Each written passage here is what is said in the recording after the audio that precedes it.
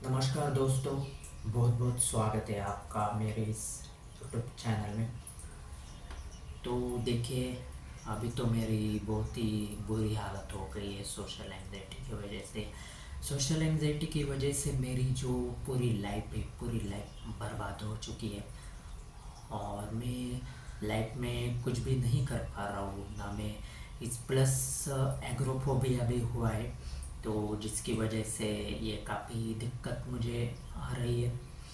अगर आप 18 इयर्स या 18 से 25 या 26 इयर्स तक आपकी एज है, तो मैं आपको बताना चाहूँगा कि प्लीज़ ये जो सोशल एंग्जाइटी रहती है, एग्रोफोबिया रहती है, जनरलाइज एंग्जाइटी डिसऑर्डर, ये जो जो भी प्रॉब्लम आप फेस कर रहे हो, उसका जल्द से जल्द इलाज ढूंढिए। नहीं तो आपको आगे बहुत बहुत दिक्कत हो सकती है इसकी। ये बहुत ही मतलब बड़ा इशू है, इसको बिल्कुल इग्नोर मत कीजिए।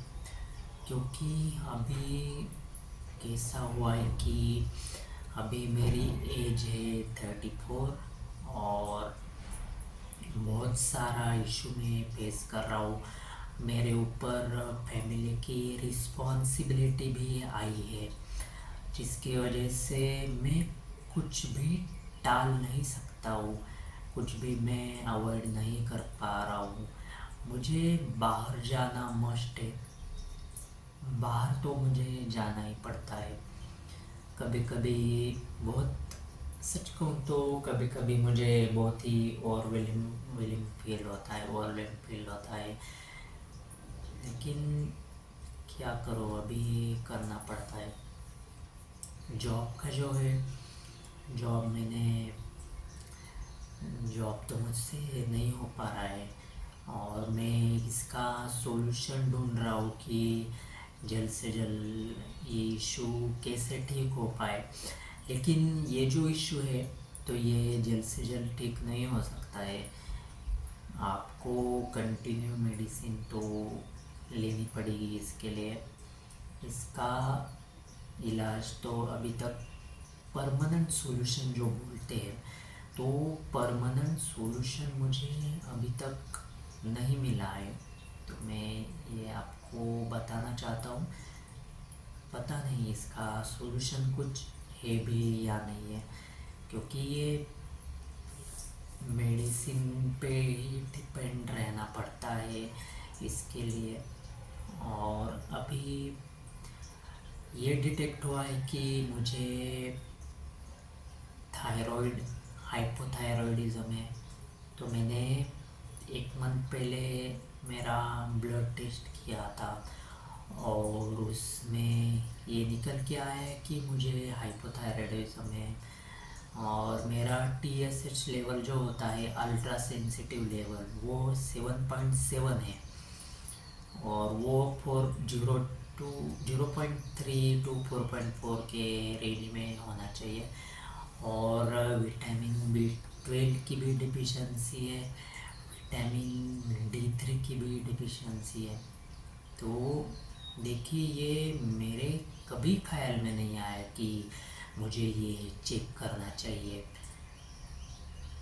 कभी भी ख्याल में नहीं आया। तो अगर आपको ये सब इशू आप फेस कर रहे हो, तो प्लीज़ आपका ब्लड टेस्ट कीजिए। हाँ, ये कॉस्टली रहता है थोड़ा सा, मतलब अगर आप जॉब नहीं कर पा रहे हो, तो हो सकता है कि आपके पास आप इतने पैसों की अरेंजमेंट जो है, तो वो नहीं कर पा रहे हो। लेकिन कुछ भी कीजिए, और ब्लड टेस्ट करना ना भूलिए। आपका जो फुल बॉडी चेकअप रहता है, जिसमें आपका थायराइड थायराइड है, D3 B12 ये सब चेक होता है, तो वो वाले टेस्ट है आप ज़रूर कीजिए। क्योंकि ऐसा भी होता है कि आप सिर्फ विटामिन D3 और B12 का चेकअप करते हो, थायराइड का नहीं करते हो, तो वो डिटेक्ट नहीं होता है। तो ये भी चेक करना आपके लिए बहुत ही इम्पोर्टेंट होता है। ये चेक करना आप ना भूलिए। और आप सोच रहे होंगे कि अभी मैं कॉलेज में हूँ, और आप इमेजिन भी नहीं कर पा रहे होगे या आप इमेजिन भी नहीं कर सकते कि आगे आपको कितनी बड़ी रिस्पॉन्सिबिलिटी उठानी पड़ेगी, ये आप इमेजिन भी नहीं कर सकते हो। तो मैं यही ये वीडियो बनाने का यही एक मकसद है कि आपकी हालत मेरी तरह ना हो। मतलब ऐसा नहीं कि मुझ में कोई स्किल नहीं है, मैं कंप्यूटर का कोई नॉलेज नहीं है, ना मुझे एक्सेल आता है, वर्ड आता है, कुछ आता नहीं है, ऐसा नहीं है। मुझे सब कुछ आता है, लेकिन प्रॉब्लम ये है कि मैं ये जो मेरे स्किल है ये मैं अकेले में ही अच्छे से परफॉर्म कर सकता हूँ। जैसे ही मैं पब्लिक प्लेस में जाता हूँ या कोई ऑफिस ज्वाइन करता हूँ, तो ये जो मेरे स्किल है इसका कोई भी फ़ायदा नहीं होता है। ये जो स्किल है तो ये जीरो नॉलेज के जैसा है, कुछ भी फ़ायदा नहीं होता है। और आज मेरी हालत इतनी बुरी है, मैं आपको सच में बता नहीं सकता हूँ कि कितनी बुरी हालत हो गई है मेरी। ना मैं घर के बाहर जा पा रहा हूँ और ना कुछ कर पा रहा हूँ। सीरियसली, देखिए मैं झूठ नहीं बोल रहा हूँ। क्या कहूँ मैं अब मुझे एक एक टास्क करने के लिए मुझे इतना स्ट्रगल करना पड़ता है। मतलब एग्ज़ाम्पल दूँ तो मुझे एक दूध का पैकेट भी अगर बाहर से लाना पड़ रहा है तो भी इतना दिक्कत होता है ना मुझे, इतना मेरा दिमाग इतना ख़राब होता है, मैं आपको बता नहीं सकता, एक्सप्लेन नहीं कर सकता है। ये जो इश्यू है ना, जो ये इश्यू है, तो जो ये प्रॉब्लम फेस कर रहा है ना, तो वही ये जान सकता है कि मुझे क्या हो रहा है, वही मैं समझ सकता है। ना आपके पेरेंट्स समझ पाएंगे, ना आपकी गर्लफ्रेंड समझ पाएगी, ना आपकी वाइफ समझ पाएगी, ना आपकी कोई भी फैमिली मेम्बर जो होगा, कोई आपको समझ नहीं पाएगा। ये जो इशू है ना, ये वही समझ पाएगा जो ये इशू खुद फेस कर रहा है, ये ही आपको बता सकता है। अगर मेरे जैसा आदमी अगर सामने होता है तो ये वही समझ सकता है कि मुझे क्या हो रहा है। तो मुझे ये लग रहा था कि और एक मुझे लग रहा था कि मैं मेडिसिन लेता था, लेकिन एक 15 दिन और एक महीने में तुरंत छोड़ देता था, क्योंकि मुझे लगता था कि इसका फ़ायदा नहीं होगा। लेकिन ऐसा नहीं है दोस्तों। देखिए, ये जो प्रॉब्लम है आपकी बचपन से हो या कुछ साल से हो, तो मेडिसिन का इफ़ेक्ट होने के लिए कुछ टाइम लगता है, साइड इफ़ेक्ट कम होने के लिए कुछ टाइम लगता है। तो पेशेंस रखिए।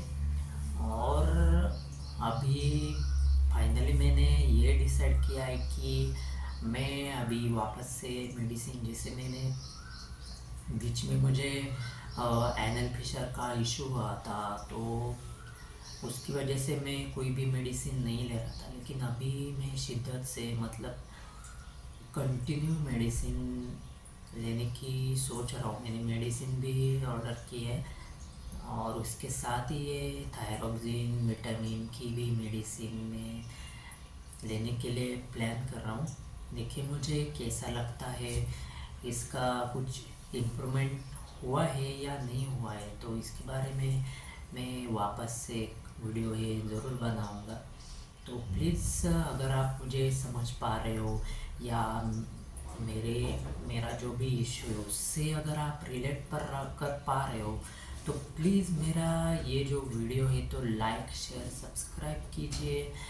बहुत से अपने जो ग्रुप में जो भी फ्रेंड्स हो, तो ये उनको शेयर कीजिए जिनको ये सोशल एंग्जाइटी या ग्रुप हो गया या जनरलाइज एंग्जाइटी डिसऑर्डर का इशू है। प्लीज़ इनको शेयर कीजिए, एक दूसरे की सहायता कीजिए।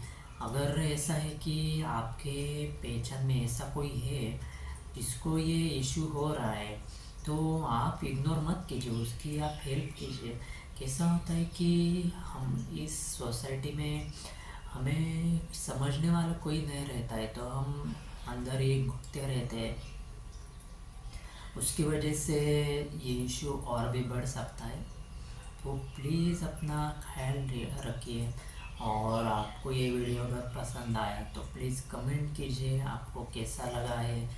प्लीज़ धन्यवाद। Thank you very much.